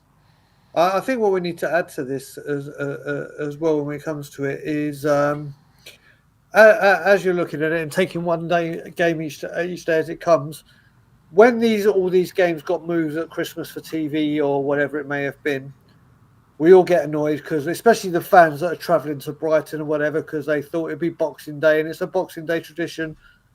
But with these injuries and everything, in fact, I think it's probably helped us. You look at Romero now. Romero's got an extra 2 days to recover. Lo Celso's got an extra 2 days to make sure he stays. We can assess him and make sure. I think these changes, whereas it may be frustrating to the fans travelling to the game or people that want to see Spurs play on Boxing Day as the tradition, I think these changes have actually helped us. So, like you said, taking it each game as it comes is definitely what we need to do. But people talking about how depleted we are going to be in January, let's face it, that's only 2 games away. So yeah. I understand that it's not like this is happening in March or April. It's happening in 2 games. Just over a week's time?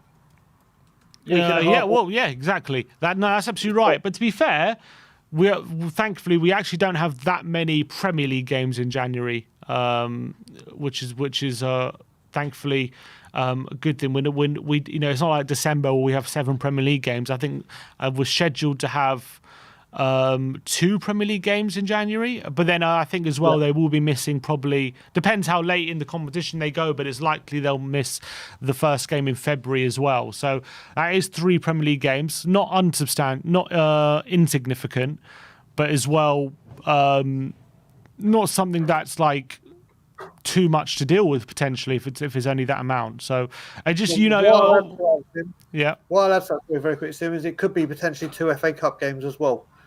So should we get past Burnley, point. there is whoever we get in the next round of the FA Cup. Please God, it could be a big gun. It could be a romantic tie. So if we pass Burnley, which I pray to God we do, that could be another game they miss as well. But like you're right, 3 Premier League games. It's not massive. All right. Okay, so without further ado, let's go to how X reacted to the game yesterday. So let's start looking at reacts, and we'll go through Twitter. We'll see what people were saying on social media yesterday after the game. The first one we're looking at is Coco, and he says, best captain in the league, I don't care. And just look at the passion from Sonny there. Look how it means so much to him. And that's one of the big differences, I feel like. I've said it before, like between him and Kane. As much as I loved Kane, I still love Kane. And I think Kane obviously was a good captain in his own right, in his own way, or a good leader. I feel like Son really just like wants to have that bit more connection and passion with the fans, and these outward like displays of delight when we score and things like that, and really trying to G up the fans and that connection. I feel like Kane would like come over to the crowd, but he wouldn't really want to have those outward shows of passion like Sonny showed, and that's like a big difference when it comes to getting the crowd on side. It is. Well, you got to look at it as well. Our last captain was Hugo Lloris, and you don't really see it with the goalkeeper when goals are being scored or what have you, but I think what Son is doing as a captain is like no other captain I've seen. And I'm not talking about his performances on the pitch. I'm talking about the importance of wearing that armband and the responsibility that comes with it, both on and off the pitch. This team seems so much more connected than they have done in recent years. Yes, Ange Postecoglou has a lot to do with it, but this man is just as much to reap the success. I think he is a wonderful captain, and like you said, he's like a little kid at Christmas, isn't he? Right now, absolutely. Whenever he scores, whenever, just the passion and the enjoyment he has in wearing that shirt and representing our club, I can't remember seeing another player like it. Just to confirm, you can see the reacts, right? You can see everything. Okay, good. Yeah, very good, very good. Next up is Library Mini, and she says, "Look at the happiness on his face with a tears in my eyes emoji." And I just love. That Son smile was so infectious. I just love watching it. And after the win yesterday, you can see how much it means to him, and what a massive smile he has on his face. Giving I don't know who it is. I think it was one of the coaches, a massive hug. What I love about him as well, he never leaves anyone out, does he? Of the hugs at the end of the game, does he? Always makes sure to congratulate everyone on the pitch for all the effort they've done, and he's such a great, caring captain like that. And you can see what a smile he has on his face there after the game. Absolutely brilliant stuff there. Next one is from Mal Duck. It's more Sonny stuff. These are the 2 celebrations he had after the goal. One of them he celebrated with Pape Sarr lifting him up there. Absolutely brilliant stuff. Love watching that. And then he has a separate celebration with Porro where he has a little handshake with him and a hug. Brilliant stuff. And this is what I love when he goes to the crowd and just G's them up. Oh, I love it. Absolutely love it from Son. Well, first of all, he's doing and then this there's a third celebration at the end there as well. 3 celebrations, love it. So you see that with him. I can't remember a player doing that so much in recent times for us. We saw it when we were at the North London derby. Once he scored the second equaliser right in front of us, geeing up the crowd. And I'm just waiting. You saw it with Porro. I'm just waiting for the Pete Potts days where he has a handshake for everyone to come back. Because I love those days. How he remembers all these handshakes is incredible.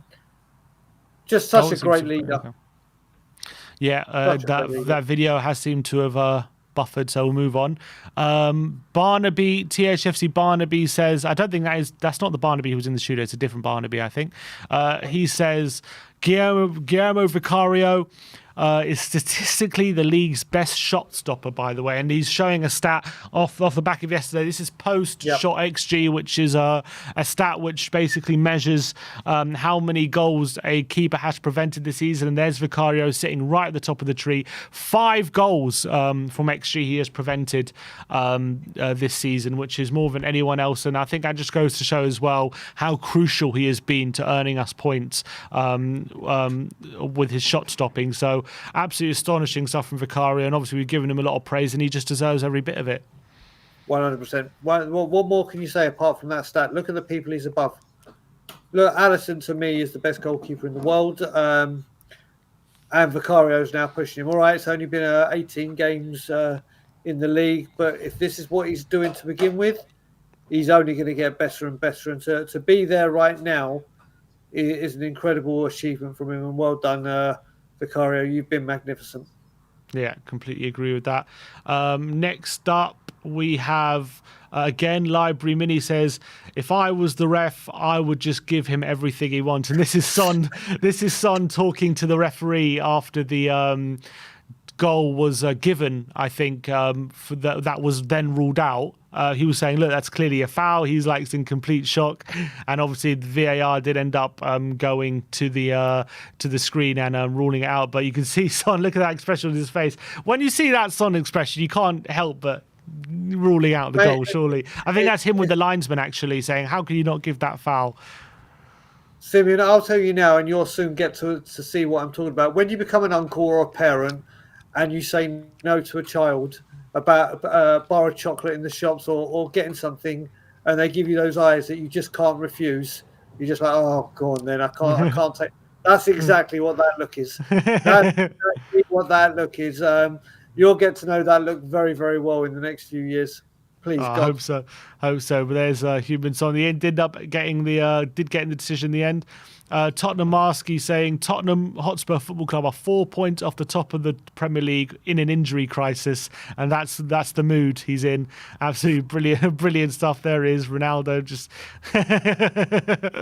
absolutely fantastic stuff. And it is astonishing that we're in this position given the circumstances we've been through this season. So big up to all the coaching staff, and I couldn't be happier. I think next one is from Nice One Sonny. I think we did see this video already, so we'll just skip past it. But that's all the celebrations. We won on and off the pitch, and this is Sonny coming over to all the injured players as well after the game. There you go, giving Solomon a hug, giving Van de Ven a high five, Udogie suspended as well. So lovely moment there from Sonny, making sure they all feel involved even though they didn't take part in the game. So lovely celebrations again from Human Son. Just more displays of what a brilliant captain he is in there, Human Son. Just making sure that all the injured players as well coming over and giving them a nice little hug. Lana, is that Lana? They say Vic with a crying emoji, and I think with Vic, that's probably all of us near the end of that game. That expression from Vic, kind of got away with that one. But I love Vic's expressions. He's full of expression, isn't he? He loves his facial expressions. Vicario, such an expressive goalkeeper, very eccentric. Yes, and the best ones normally are, aren't they? Yeah, a bit of a nutter, but I think that face tells a lot of stories. Tottenham tweeting out yesterday, trademark. That's the trademark Sonny celebration. Never get bored of seeing Sonny do that. Toby says, fake Brazilian versus world-class star boy. And there we go. Son, now in half the minutes of Saka, now has the same amount of goals. Something interesting to say about that, although you could argue Rishi's a striker, Saka's a winger, but we won't say that. It's Rishi's having as good a season as Saka. I think that's the narrative we're going to go with. Exactly, we'll give it to him. Next up is a video that has been taken down, so we'll go past that. Zara says, you don't know how much I miss them playing together, and that is Son, and I think is that Maddison he's giving a hug to in the beanie.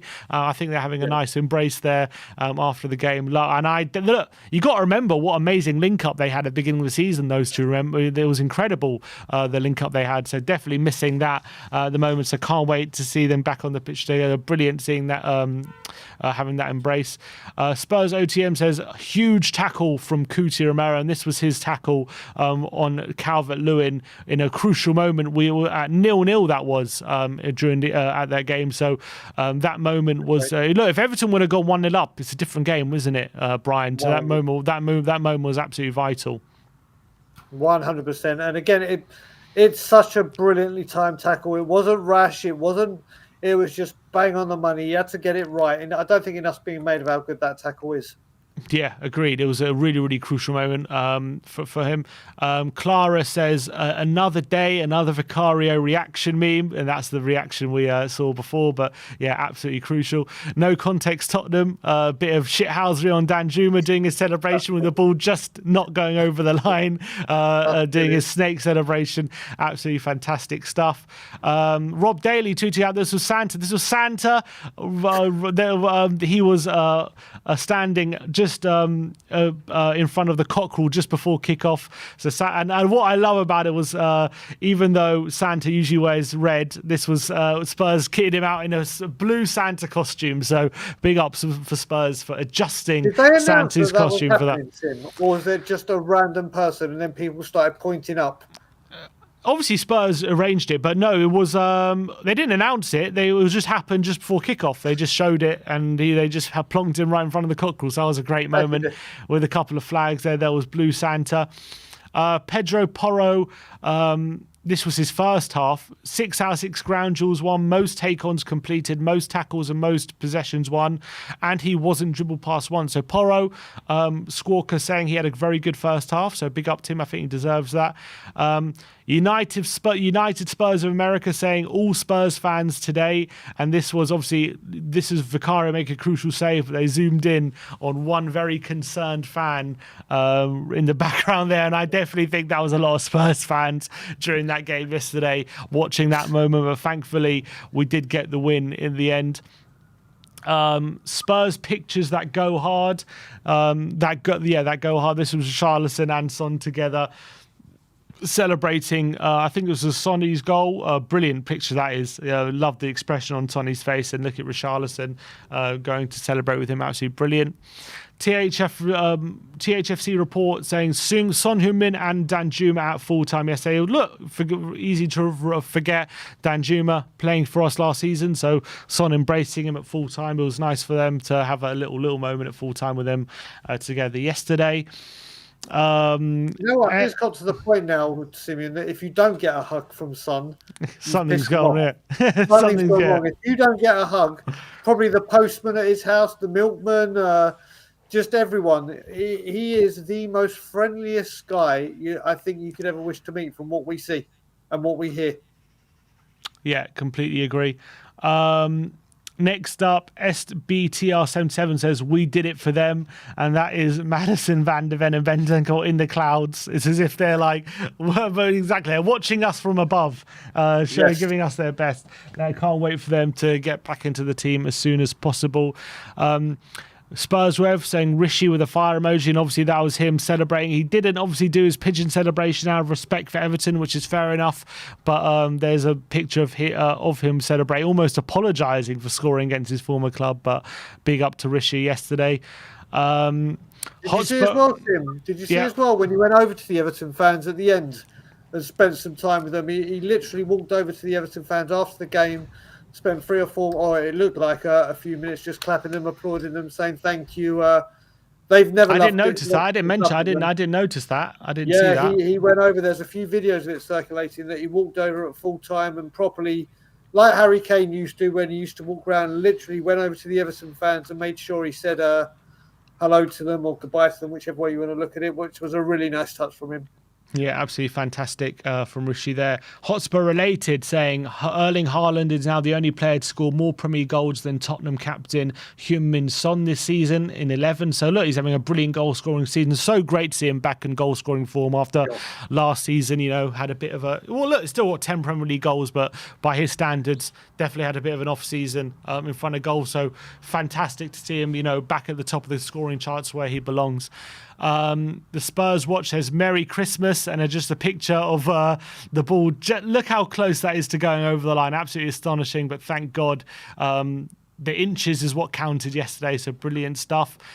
Hotspur Related also tweeting out Tottenham fans applaud in the 25th minute in tribute to Charlie Brookfield, a supporter who recently lost his life shortly after his 25th birthday. And yeah, there was a really nice round of applause on the 25th minute there. So really good stuff there from the Tottenham fans to show their appreciation for Charlie Brookfield.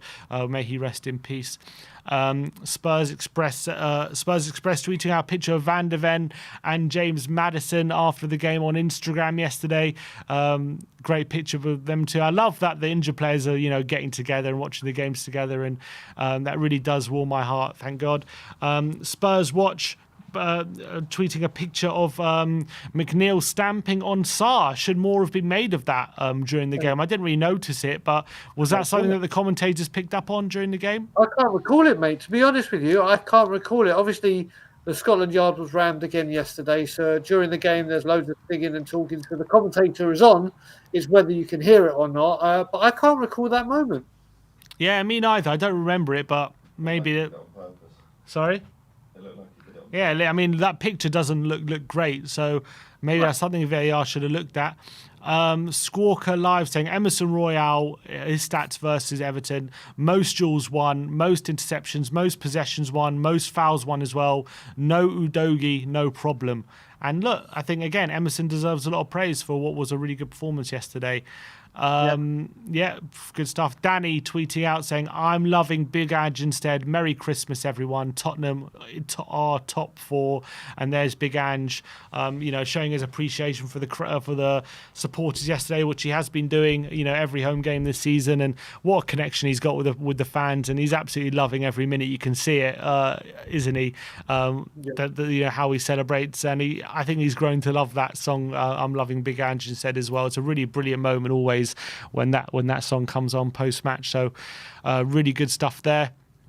Next up, the Spurs Watch says Postecoglou on Cuti Romero, saying he felt tightness in his hamstring just before half-time, so we had to take him off. And here's a picture, him strapped with ice on his hamstring. Let's hope this injury is not as serious as we fear for Cuti Romero, but it doesn't look great for him, does it?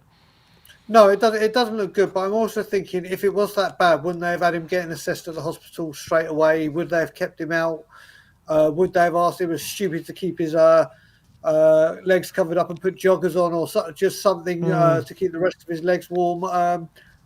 It doesn't look good, does it, when you see an ice pack? But hopefully that is just a prevention, and they've got to it very, very quickly. So he is available for Brighton. I remember as well. What I don't want to do is risk him if he's not 100 for Brighton, and then risking whilst we're waiting for Van de Ven that he does something and he pulls up early, and then we could be in a world of problem. I remember early in the season when Brennan had a similar problem. He said he felt a bit of tightness in his hamstring and he took him off, and then he was out for a couple of games, wasn't he? Yeah. So hopefully he hasn't pulled anything, but usually with hamstrings, if you feel something, then it usually takes at least a couple of weeks to recover. So let's hope he's okay. Hotspur Related says no player has scored more Premier League goals this month than THFC's forward Richarlison. So could he be up for Player of the Month, Brian? On that stat, listen, the striker's there to score goals. And if, as Hotspur Related said, no one's done it better, he deserves the credit for it, especially with all the negativity and everyone calling him a flop, which he's still got a long way to go. But what a turnaround it's been when he's come back injury-free, or like I said, his back thing seems to be a recurring thing. But he's come and done the job. He's scored 5 goals now, in 3 games? 4 goals in 3 games, sorry. And yeah, you can't say fairer than that. Where has he scored 5 in December? I don't think it is 5. I think it's... that's wrong. It's 4 in 3, isn't it? 1 minute. When I'm trying to look goals. Yeah, his last goal was Sheffield United before Newcastle. So yeah. No, it's definitely not. So yeah, I think that stat's a bit wrong, but maybe it's still right with 4 anyway. Maybe the stat's correct, but the number is wrong. Spurs Express. The next one, there's the videos again, copyright, so can't play it. Spurs Express say Lolo and Madders. Love that picture as well. That's what's Bentancur drinking? A bit of matcha tea, I think. A bit of a cup of tea there or something. So he had a long wait, like Spurs players, fans at the goal line bar had to get his drink. Probably not. But a lovely picture of Bentancur and Madders there. Porro on Instagram after the games. A special 3 points from us to you. Merry Christmas, Spurs fans, and a great picture of him and Son as well after the game. I love him, and I love these. What a smile! He's got a great smile, doesn't he, Porro as well? And lovely little picture with him and Son after the game. I will say with that one very quick, Simeon, is after I can't remember what game it was, Pedro Porro took his social media down because of the abuse he was getting from Spurs or so-called Spurs fans. What a turnaround he's had coming up to the anniversary of him being here 1 year. I'll stand by it. I think he's the most improved player of the squad this year. I think he's player of the season so far. And it's like you said, so nice to see Pedro Porro smiling, enjoying his football and getting the recognition he truly deserves. I think he has been a colossus for us this season. Yeah, I completely agree. Spurs Express. Spurs Express Lo Celso on Instagram saying another big win today. Spurs thankful to our fans for the vibe and your support of the stadium. Merry Christmas to everyone. A nice picture of him getting ahead of Patterson there. And also the next tweet as well is from Spurs Express was Lo Celso's 17-minute cameo, 14 out of 16 accurate passes, 4 out of 4 ground duels won, 1 clearance, 3 tackles as well. Tidy cameo from the Argentine, and it really was. I thought it was a really good substitute performance. Vicario on Instagram, Merry Christmas Spurs fans, and a picture of him making that crucial save, one-handed save from Dan Juma.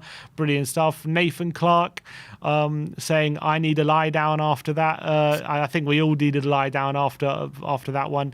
I wonder who this one is. Brian Daigle on Reacts. You tweeted yesterday saying, now that's what I call a Sonny personalised shirt. And this was, was this at the Scotland Yard, was it? This is at Scotland Yard, mate. One of my very, very, very good friends. He's since put the link where you can get them from. But he showed me afterwards, there's so more attention to detail on certain parts of the shirt. He's got like his first game from when he started supporting Spurs. He's done loads of little other personalizations, but the attention to detail and artwork on that shirt, this video doesn't give it justice. It's an incredible shirt, isn't it? Yeah, absolutely brilliant. He made it, did he? Or not he? He actually found it. The designer does it on Amazon, and he's since followed me. He's got a new shirt out coming for this year, which has got all the players on, not just focusing on Son. He does 50 of them at a time, I believe. And my mate, I think this cost him about £80.